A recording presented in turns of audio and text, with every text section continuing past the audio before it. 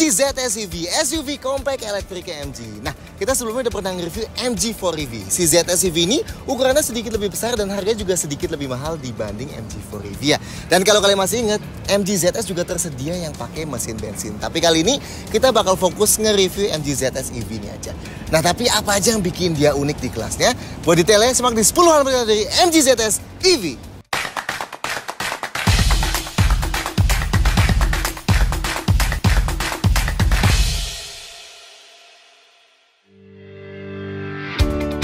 Satu, varian dan harga. Kayak yang sebelumnya kita bilang, MG ZS ini sebenarnya tersedia juga dalam versi mesin bensin ya, yang harganya berkisar dari 315 sampai 355 jutaan. Ada juga yang pakai mesin hybrid yang disebut MG VS, yang harganya 380 jutaan. Yes, namanya beda, tapi pada dasarnya ini berbasis MG ZS juga ya. Dan satu lagi yang full elektrik ini ya, MG ZS EV. Di brosurnya, ZS EV tersedia dalam dua varian ya, Ignite dan Magnify. Tapi yang udah dijual emang baru yang varian atas aja ya. Dan ini pun harganya termasuk luar biasa terjangkau ya. Bayangin, SUV full elektrik 4,3 meteran harganya bisa sama kayak SUV-SUV bermesin bensin berukuran yang serupa. Dan yes, dibanding mayoritas kompetitor elektriknya pun termasuk sangat terjangkau harganya ZS EV ini. So, emang value jadi salah satu hal yang ditonjolin sama ZS EV ini sih ya. 2. Pilihan warna.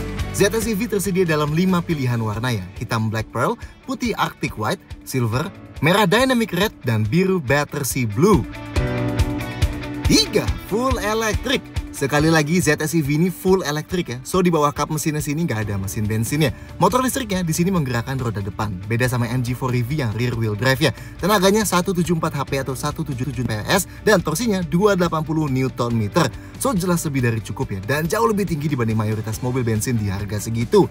Transmisinya tentu direct atau single speed dengan reduction gear ya. Buat menyesuaikan rasio motor listriknya ke rasio putaran ban. Dan buat masukin giginya pakai knop ini ya. Putar sedikit buat masukin ke N, putar yang jauh ke kanan buat masukin ke D buat jalan maju, putar ke kiri yang jauh buat masukin ke R kalau mau mundur, dan tekan yang tengah sini buat masukin ke P lagi ya.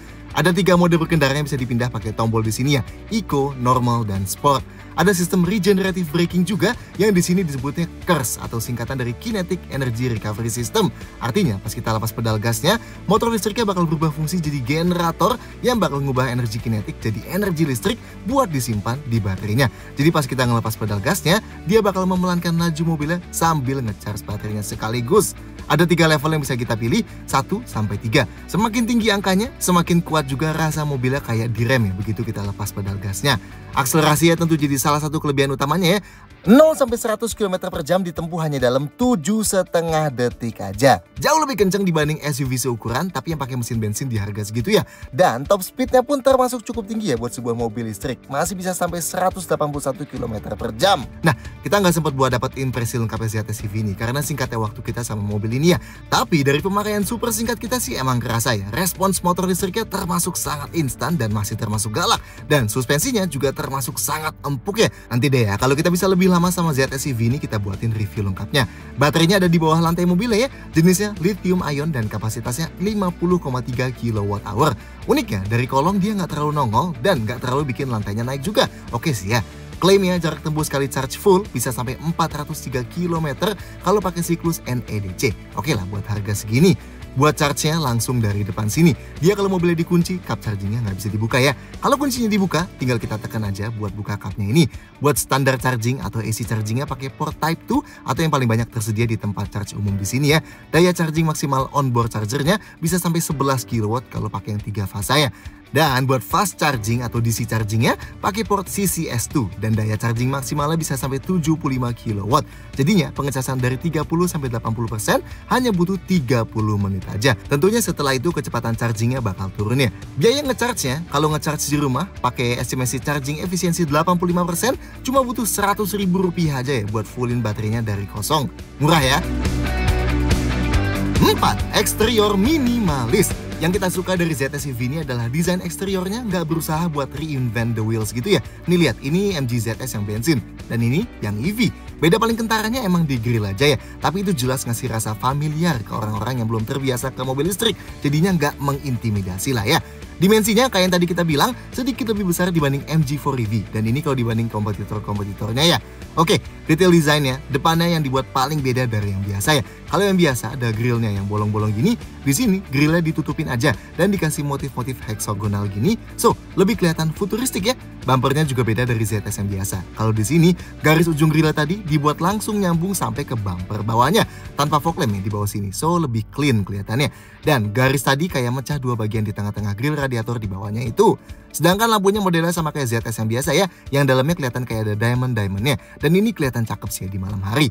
Detail lampu depannya full LED ya, DRL LED, lampu besar dan lampu jauh by LED projector alias LED dari projector yang sama, dan lampu seinnya LED.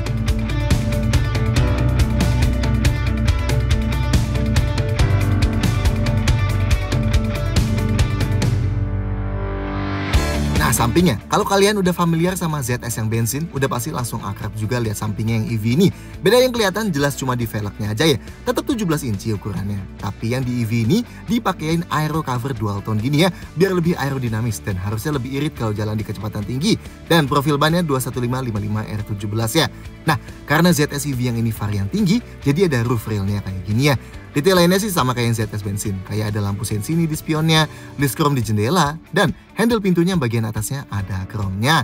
Nah, belakangnya ZS EV pun sekilas mirip sama yang ZS biasa, tapi ada beda yang paling kentara di bumper bawahnya ya. Kalau yang biasa kayak dibuat ala-ala diffuser dan aksen ala knalpot gitu, di yang EV ini dibuat dua garis gini aja, yang lebih minimalis ya, dan senada sama yang depan jadinya. Dan tentunya beda lainnya lagi ada di emblem ZS EV ini ya. Sisanya sama sih, kayak housing fog lamp belakang yang ada panel hitam-hitam tajamnya, lampu belakangnya yang tajam-tajam dan dalamnya ketiga dimensian gini ya. Ini pas nyala keren ya detailnya. Emblem MG yang sekaligus buat pembuka pintu bagasi ini, dan antena model sirip hiu ini. Detail lampu belakangnya, lampu malamnya LED, lampu remnya LED, lampu seinnya halogen, lampu mundurnya halogen, dan ada fog lamp belakang LED di kanan bawah ya.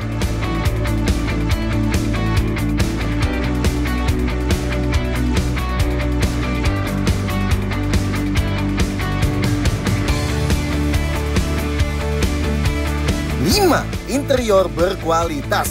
Meskipun harganya mirip SUV bermesin bakar seukuran, padahal di sini ada baterai raksasa, itu ngebuat kita berpikir kayaknya bakal banyak cost down yang dilakuin di dalam ya. Tapi ternyata interior ZS EV ini di luar dugaan sih ya. Yang jadi highlightnya jelas sunroof raksasa yang mereka sebut IMAX. Ini bener-bener gede banget, ngasih efek lebih lega dan premium ke dalam kabinnya ya. Dashboardnya, yes, desainnya mirip sekilas sama yang ZS bensin ya, yang artinya bahannya termasuk premium. Dari paling atasnya ada soft touch yang ada cetakan jahitannya, dan di bawahnya ada bahan kulit sintetis yang pakai motif ala karbon-karbon gini dengan jahitan merah. Termasuk yang di bawah head unit ini juga yang kayak pegangan tangan dikasih lapisan kulit berjahitan merah, dan ini asimetris ya, yang kiri dan yang kanan. Nice ya. Setirnya model flat bottom dan lingkarnya dilapis kulit dengan jahitan merah juga.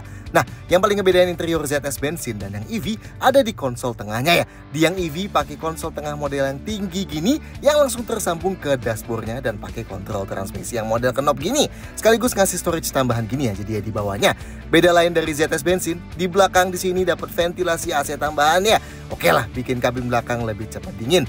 Joknya modelnya cukup oke sih ya, supportnya kelihatan tebal. Dilapis bahan kulit sintetis gini dan sama ya, di support kiri kanannya kayak dikasih motif ala karbon kayak di dashboard tadi. Dan jahitannya juga merah-merah gini. Nice ya. Dan ini jok belakangnya. Yes, di unit yang final ini udah dapat headrest adjustable di ketiga sisinya ya. Agak beda sama yang unit kita videoin sebelumnya. Dan yang cukup impresif, bahkan jok belakang pun pinggir kiri kanannya tetap dikasih motif ala karbon kayak di depan tadi. Dan jahitannya juga masih merah. Nice ya. Rasa duduknya nanti kita jelasin di nomor selanjutnya. Pintunya yang paling atas bahan plastik dan ada panel silvernya. Tengahnya juga plastik tapi ada yang insert kulit ala karbon berjahitan merah gini ya. Dan yang dibuat sandaran tangannya lapis kulit tapi lebih polos. Begitu juga pintu belakangnya sama persis ya pemakaian bahannya. Detail lain di dalam, pegangan tangan plafonnya di depan hanya ada di sisi penumpang aja, di driver nggak ada. Sedangkan di belakang yang kiri kanan tetap ada pegangan yang foldable gini, tapi tanpa gantungan baju ya. Sun visornya kanan dan kiri dapat card holder di luar, dan dalamnya ada kaca yang bisa ditutup buka tanpa lampu ya. Lampu kabinnya di depan ada dua LED gini, sedangkan di belakang nggak ada lampu kabin tambahan. Dan spion tengahnya day and night manual ya, jadi kalau silau tinggal dicetekin aja. Tapi gimana rasa duduk di sini? 6. Konfigurasi jok. Buat masuk ke depan, pintu depannya termasuk berat ya. Nice sih feel-nya. Bukannya termasuk lebar dan nampaknya cukup tinggi kayak ke crossover kebanyakan. Jadi masih nggak nyusahin lah nampaknya. Oke, posisi duduk di depan sini kalau diset ke paling rendahnya, ini masih termasuk cukup tinggi ya. Nah, yang kita seneng, posisi duduk kita meskipun lantai ke joknya cukup dekat kasnya mobil listrik, tapi pahanya dikasih support lebih panjang gini. So, masih cukup oke lah ya buat mobil listrik di kelas ini. Visibilitas ke depan termasuk aman karena dashboardnya rendah juga ya. Sedangkan ke sampingnya standar aja visibilitasnya karena spionnya masih di pilar A. Pengaturan jok drivernya elektrik 6 arah. Artinya ketinggiannya bisa diatur ya. Sedangkan yang penumpang depan manual slide dan recline. Headrestnya hanya bisa naik turun ya, nggak bisa maju mundur. Tapi posisinya udah cukup ergonomis nih. Buat nyetir sambil sandaran, kepala kita nggak bakal ngedanga. Dan ruang kepalanya masih aman meskipun cukup terbatas karena kepotong sunroof ya. Tapi emang ada kaca besar banget di atas gini, ngasih kesan yang lebih lega ya. Buat sandaran tangan di tengah gini ada armrest ini yang panjang ya dan empuk dilapis kulit. Dan karena ini memanjang gini, jadi kita bisa sandarin tangan sambil pegang setir. Dan paha kita juga masih empuk ya buat sandaran ke bagian ini yang dilapis kulit juga. Sedangkan yang di pintu juga udah dilapis kulit, sandaran tangannya jadi empuk juga. Seat beltnya nggak bisa dinaik turunin ya. Setirnya sayangnya hanya bisa diatur tilt aja. Posisinya cukup dekat sama dashboard sih ya. Sedangkan sandaran kaki grip driver ada gundukan tanpa pad plastik. Sekarang kita ke belakang. Pintu belakangnya sama ya, termasuk berat banget juga. Oke lah feel-nya. Sudut bukanya standar sih, cukup lebar tapi nggak lebar-lebar banget. Ya masih gampang lah buat masuk. Atapnya juga agak turun gini, jadi masuknya harus agak nunduk tapi masih gampang lah. Nah, posisi duduk di belakang sini lebih tinggi dibanding di depannya. Dan uniknya, kita ngerasa jarak jok ke lantai di ZS EV ini mirip sama ZS yang Benz ini. So, sudut paha kita masih agak naik, tapi nggak terlalu tinggi ya naiknya. Cukup oke lah buat ukuran mobil listrik seukuran gini ke topang pahanya. Jok ini fix, nggak bisa dimaju mundurin. Ruang kakinya aman banget ya, segini gak luas-luas banget tapi gak bakal kerasa kesempitan juga. Dan ruang gerak sepatu kita juga aman banget ya. Headrestnya adjustable di ketiga sisi, jadi bisa sandaran dengan nyaman gini ya. Sudut sandarannya fix ya, gak bisa diubah-ubah. Posisinya standar lah, gak terlalu tegak tapi gak rebah juga. Nah, sisa ruang kepala di belakang sini sebenarnya udah tinggal sedikit ya. Tapi emang karena ada atap kaca raksasa gini, jadi feel-nya lega ya kalau kita ngelihat ke atas. Dan ini sunroofnya bener-bener gede banget ya buat di kelas SUV compact gini. Nice lah. Buat sandaran tangan di pintu dilapis kulit jadi empuk dan di tengahnya dapat armrest lipat gini ya. Nice. Oke, kalau mau duduk bertiga, napak ke tengahnya kakinya nggak usah terlalu ngelipet karena konsol tengahnya nggak mundur-mundur banget. Dan gundukan di lantai tengahnya juga pendek banget ya. So kaki kita masih bisa di tengah-tengah gini juga. Dudukan joknya sedikit lebih tinggi dibanding di kiri kanannya, tapi masih cukup empuk ya. Yang buat sandarannya lebih maju dan lebih keras karena ada armrestnya tadi. Dan karena ada headrestnya, jadi kepala kita masih bisa sandaran gini ya. Ruang kepalanya emang lebih sempit lagi, tapi kalau lihat ke depan langsung kaca ya. Jadi ngasih efek lega. Dan seat belt di tengah sini 3 titik. 7. Fitur berlimpah. Meskipun harganya termasuk terjangkau di kelasnya, tapi fiturnya ZS EV termasuk banyak ya. Inputnya dulu ada wireless charger di depan sini. Jadi yang HP-nya Qi standar tinggal ditaruh aja dan bakal ke charge ya. Di depan ada satu power outlet 12 volt, satu USB port Type C, dan satu USB port Type A. Di balik spion tengah sini ada satu USB port Type A yang biasanya buat colok dashcam ya. Dan di belakang masih ada lagi satu USB port Type A dan satu Type C lagi. Lampunya otomatis tentunya dan tuasnya di kiri setir. Ada welcome light yang bisa nyambut kita dengan nerangin lampu pas kita buka kunci mobil ya. Dan ada follow me home yang tetap bisa nerangin lampu mobilnya buat beberapa saat setelah kita matiin mesinnya, keluar mobil dan kunci mobilnya. Dan ada pengaturan ketinggian sorotan lampu depannya. Wipernya juga otomatis ya. Ya meskipun nggak ada tulisan autonya, tapi ini otomatis kok, udah kita cobain. Lanjut, panoramic sunroofnya bener-bener raksasa nih ya ukurannya. Mantap. Dan ini ada shade elektriknya. Plus kacanya juga bisa dibuka kayak gini. Oke lah ya. Rem parkirnya elektrik dan masih dikasih tombol fisikal ya. Tinggal tarik buat aktifin dan tekan sambil injak pedal rem buat non-aktifin. Dan ada brake hold juga yang kalau diaktifin bisa nahan remnya pas kita berhenti. Jadinya kaki kita nggak usah pegel-pegel nahan pedal remnya terus-terusan. Setirnya yang sebelah kiri ada tombol pengatur audio dan teleponi. Sedangkan yang kanan buat atur MID dan voice command. Dan di kiri bawah belakang ada tuas adaptif cruise controlnya. Jendelanya keempat-empatnya auto down, tapi hanya yang sisi driver yang auto up ya. AC-nya single zone auto climate control. Jadi ini ada indikator yang selalu standby di paling bawah head unit. Tapi enaknya, selain bisa dikontrol dari head unit, masih disediain tombol fisikal buat langsung ngatur AC-nya juga ya. Dari mati nyalain AC, mati nyalain defroster kaca depan, dan defogger kaca belakang. Dan ada tombol buat naik turunin kipas plus naik turunin temperaturnya. Nah gini nih ya, yang bener AC boleh di layar, tapi buat aturnya mesti ada tombolnya ya. Suhu paling dingin 15 derajat Celcius dan paling panas 29 derajat Celcius. Mode autonya bisa diatur seagresif apa ya. Ada high, medium, dan low. Dan ada filter PM 2.5 segala. Nice ya. Oh, dan penumpang belakang juga dapat ventilasi AC tambahan gini. Instrumen clusternya, speedometer dan power meter digital plus MID 7 inci TFT LCD gini ya. Di tengahnya ada status motor dan baterai, di bawahnya ada info trip meter, waktu berkendara, kecepatan rata-rata, dan konsumsi energi rata-rata buat yang current journey alias bakal reset otomatis datanya, dan yang accumulated total atau bisa kita reset secara manual ya datanya. Kalau kita geser ke kanan, ada layar safety aktifnya, geser kanan lagi ada TPMS plus status aki, dan geser ke kanan lagi ada settings buat naik turunin brightness plus peringatan kalau udah tembus kecepatan tertentu. Nah ini remote kuncinya ya, mirip kayak kunci ZS yang bensin ya. Tentunya ada passive keyless entry, jadi kalau mobilnya dikunci, remote-nya tinggal dikantongin, deketin mobilnya dan klik tombol ini di handle-nya dan kuncinya kebuka, plus spionnya juga bakal kebuka ya. Buat kunci lagi, tinggal klik lagi tombolnya dan spionnya juga bakal kelipat lagi. Sedangkan kalau kita mau lipat sendiri spionnya, bisa kebawain knob pengatur spion yang ini.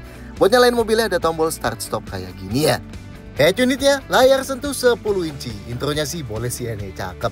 Nah, di bawah head unitnya ada beberapa tombol fisikal tadi, yang selain buat kontrol AC, ada juga buat tombol home dan tombol volume ya. So masih oke lah, nah, ada ekstra kontrol fisikalnya. Nah ini home screen-nya ya, kayak ada widget-widget gitu ya di depannya.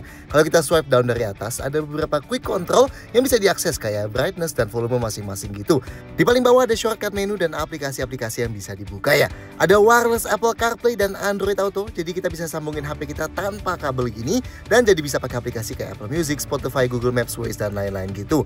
Nah, ini aplikasi lengkapnya ya. Ada radio, Bluetooth teleponi, folder buat lihat media dari USB, ada media buat putar-putar media dari jux, USB dan Bluetooth, kontrol AC, bisa buka kamera 360-nya dan lihat detail mobil listriknya kayak baterai atau penjadwalan ngecharge dan discharge ini buat V2L ya. Ada fitur online juga yang butuh koneksi internet dari sistem iSmart-nya ya. Jadi ada weather, ini bisa lihat ramalan cuaca, ada jux buat streaming musik, theme store ini buat ganti tema berbayar, login buat sambungin ke iSmart di HP, dan passion service buat lihat lokasi dealer dan kontak emergency. Nah settingsnya, yang di settings ini sih standar ya, kayak di suara, bisa set speed volume compensation yang bikin volume audionya otomatis makin keras pas kita jalan makin kencang dan sebaliknya. Ada buat atur fitur perintah suaranya yang cukup pintar nih ya. Nih beberapa contohnya. Hello MG. Hi, how can I help? Open driver side window.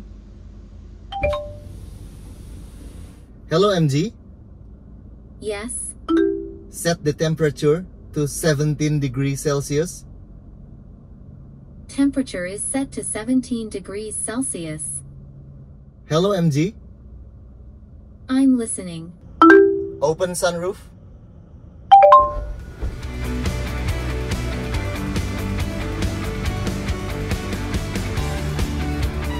Dan bisa akses user manual dari sini ya. Nah yang vehicle settings ini buat settings mobilnya ya. Di vehicle settings yang bagian lamp bisa atur volume home aktif buat berapa lama. Intelligent headlamp control ini buat atur auto high beam. Di bagian find my car bisa di set feedback kalau kita panggil mobilnya dari kunci. Responsnya kedap-kedip doang atau plus klakson juga. Dan di bagian lock bisa atur auto lock dan auto unlocknya. Di bagian driving assistant ini buat fitur adas-adasnya ya. Termasuk ada buat atur stability control juga. Dan yang towing mode ini buat parkir paralel. Dan terakhir, fitur iSmart atau fitur connected ya, yang artinya MG ZS ini bakal selalu terkoneksi sama internet dan bisa kita pantau plus kontrol beberapa fungsinya dari manapun pakai HP kita aja di aplikasi MG iSmart. Pertama, kita bisa lihat beberapa status cepatnya kayak gini nih ya, buat lihat info-info sekilas. Terus bisa juga kita lihat status detail mobilnya nih ya, perlengkapan mobilnya ada yang bermasalah atau enggak. Bisa juga lihat posisi detail mobil kita di maps kayak gini dan diarahin posisi kita ke maps, atau nyalain klakson plus hazard mobilnya juga buat nyari posisi mobil kita. Ada buat buka kunci mobil dan buat kunci lagi juga dari manapun. Dan ada juga buat langsung nyalain AC mobil supaya pas kita masuk ke mobil udah langsung dingin ya kabinnya. Lanjut kita juga bisa cari lokasi yang mau kita tuju dan nanti kirim ke navigasi di head unit mobil. Bisa pakai geofencing buat dikasih peringatan di HP kita kalau mobil kita lewatin suatu batas tempat tertentu. Bisa cari dealer juga dari sini. Bisa lihat detail charge baterai dan yang unik ini nih ya, digital key. Jadi digital key ini memanfaatkan Bluetooth di HP kita dan di mobilnya. Jadinya remote kunci mobil kita bisa full ditinggalin ya dan digantiin sama HP kita. Nih ya kuncinya kita tinggalin. Dan kalau kita udah deket mobil ya, nanti bakal ada tulisan connected dan gambar Bluetooth ya. Nih, mobilnya kita kunci dulu dari sini. Kita deketin, terus kita klik unlock, dah mobilnya kebuka. Dan selanjutnya kita tekan tombol start stop di mobilnya dan mobilnya bisa nyala. Yes, tanpa bawa remote kuncinya. Ingat, ini beda sama remote unlock atau remote AC yang pakai internet ya. Karena kalau yang pakai internet, kita tetap nggak bisa bawa jalan mobilnya kalau remote kuncinya kita tinggal. Sedangkan kalau pakai fitur digital key ini bisa ya, karena memanfaatkan fitur Bluetooth buat jadi kunci. Nice ya. Gelap, safety lengkap. Fitur keselamatan ZSEV termasuk lengkap ya. Ada fitur ADAS-nya atau Advanced Driver Assistance System yang manfaatin kamera di balik spion tengah ini dan radar yang di bawah sini buat fitur kayak rem otomatis, adaptive cruise dan lane keeping, dan dua radar yang sembunyi di kiri kanan bumper belakang buat fitur kayak blind spot dan rear cross traffic ya. Pertama ada autonomous emergency braking yang termasuk di dalamnya ada forward collision warning-nya alias peringatan kalau ada potensi nabrak objek di depannya. Dan kalau udah dikasih peringatan dan kita tetap nggak ngerem, mobilnya bakal ngerem secara otomatis buat menghindari tabrakan ya. Ada opsi pedestrian emergency brake juga di settingsnya buat bisa deteksi kemungkinan nabrak pejalan kaki. Lanjut, ada lane assist system yang di dalamnya ada lane departure warning yang bisa deteksi garis pembatas lajur kiri kanan kalau kita lagi jalan di atas 60 km per jam.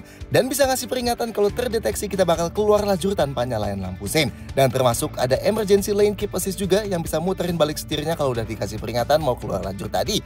Lanjut, ada adaptive cruise control yang artinya selain bisa jaga kecepatan secara konstan, bisa juga jaga jarak sama mobil di depannya. Jadinya kalau mobil di depan memelan, kita bakal ikut memelan. Dan kalau mobil di depan mengencang lagi, kita juga bakal mengencang lagi secara otomatis tanpa perlu injak pedal rem dan pedal gasnya.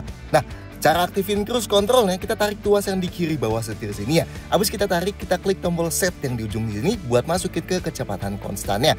Buat naikin kecepatan, naikin tuasnya ke atas dan turunin kecepatan, dorong tuasnya ke bawah. Nah, kalau mau jauh deketin sama jarak sama mobil depan kita, puter ujung tuasnya kayak gini. Ada traffic jam assist juga yang bikin mobilnya bisa ngikutin ngerem mobil depan sampai berhenti dan jalan lagi ya. Plus ada fungsi lane centeringnya yang bikin mobilnya selalu ada di tengah-tengah lajur dengan menggerakkan setirnya terus-terusan. Jadinya kita bisa lepas setirnya buat sementara waktu dan setirnya bisa belok ngikutin kurva garis selama beloknya nggak terlalu tajam ya. Nah, buat aktifin lane centering yang ini kita perlu tarik tuasnya 2 kali setelah adaptive cruise-nya aktif ya. Dan ada intelligent high beam control yang bisa otomatis nyalain lampu jauh kalau terdeteksi dibutuhkan. Lanjut, yang jadi bagian dari rear drive assist ada blind spot detection yang bakal nyalain indikator di spion ini kalau terdeteksi ada mobil di sisi kiri atau kanan belakang kita dan bakal berkedip kalau kita nyalain lampu sein ke situ. Termasuk lane change assist juga yang bakal ngasih peringatan kalau pas kita lagi mau belok ada mobil mendekat dari belakang arah tujuan dengan kecepatan tinggi. Dan ada rear cross traffic alert yang bakal ngasih peringatan kalau pas kita lagi mundur ada objek mendekat dari belakang kiri atau kanan. Sisanya yang di luar fitur ADAS-nya juga termasuk komplit sih ya. Rem depan cakram ventilasi dan rem belakang cakram. Tentunya sistem rem ABS, EBD dan electronic brake assist komplit ya. Mati nyalain stability control dari head unit sini ya. Dan ada juga hill descent control yang bikin mobilnya bisa jalan dan ngerem secara perlahan di turunan curam secara otomatis biar kita bisa lebih fokus sama nyetirnya. Ada hill start assist juga yang nahan rem beberapa detik di tanjakan pas kaki kita mau pindah dari pedal rem ke pedal gas biar mobilnya nggak merosot dulu ya. Airbagnya ada 6, 2 airbag depan, 2 airbag samping yang ada di samping jok depan dan 2 airbag pilar yang memanjang. Ada TPMS real time alias pengukur tekanan masing-masing ban di MID. Sensor parkir belakang ada 3 titik ya dan ada indikatornya di head unit kayak gini. Kameranya ada 4, 1 di belakang, 1 di masing-masing spion dan 1 di depan gini yang ngasilin gambar 360 derajat. Garisnya ikut belok kalau kita putar-putar setirnya ya. Dan kita bisa pilih mau lihat kamera yang mana. Plus ada tampilan 3 dimensi gini yang mobilnya bisa kita putar-putar. Dan terakhir jok belakang ada dudukan ISOFIX buat jok bayi. Nice! 9. Bagasi dan storage. Bagasinya ZSEV ini manual ya, tentunya nyambung sama passive keyless entry-nya. Jadi kalau mobilnya kekunci, remote tinggal dikantongin aja, deketin mobilnya dan kita tekan emblem MG-nya kayak gini nih. Dan pintu bagasinya langsung bisa dibuka ya. Tapi setiap pintu lainnya masih kekunci. Bisa pakai tombol ini di remote-nya juga ya, buat eject pintu bagasinya. Oke, ini bagasinya, termasuk gede sih ya. Bibirnya mengotak jadi harusnya nggak masalah buat masukin barang yang besar. Jarak bibir bagasinya dari tanah kayak SUV compact kebanyakan lah. Cukup tinggi jadi kalau angkat barang yang berat bakal agak PR ya. Nah ini kan ada jarak segini ya antara bibir bagasi dan lantainya. Jadi kalau mau keluarin barang harus kita angkat dulu. Tapi ternyata lantainya emang ada 2 posisi nih ya. Ini lagi ditaruh di yang lebih atas dan bikin ruang bagasinya jadi nggak terlalu tinggi. Nah ini kalau kita turunin, tada, ruang bagasinya jadi lebih tinggi gini nih ya. Otomatis bisa masukin barang yang lebih besar. Tapi emang jarak dari lantai ke bibirnya juga jadi lebih tinggi. Oke, kita balikin dulu ya ke atas. Detail bagasinya, yang sebelah kanan ada lampu halogen gini dan ada lubangnya juga ya. Yang sebelah kiri paling cuma ada tempat terbuka gini ya dan lubang aja. Di bawah lantainya, kalau di yang ZS bensin ada ban servo space saver, di sini adanya kompresor, cairan penambal ban, terus beberapa toolkit gitu ya. Dan kelihatan tuh kalau lantainya lagi diangkat, di kiri kanannya jadi ada net gitu ya. Oh, yang di atas ini isinya portable charger mobilnya ya.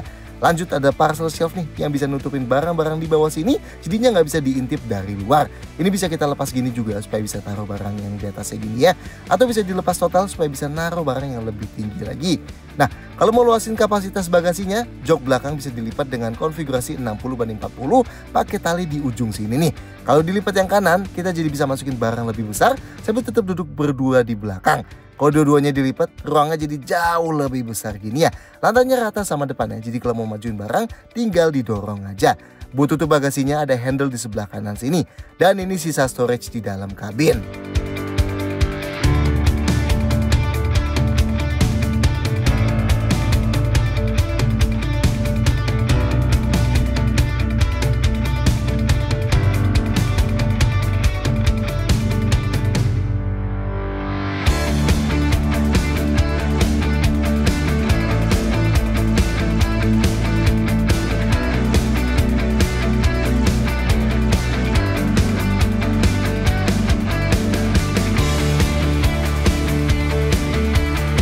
10 detail-detail lain.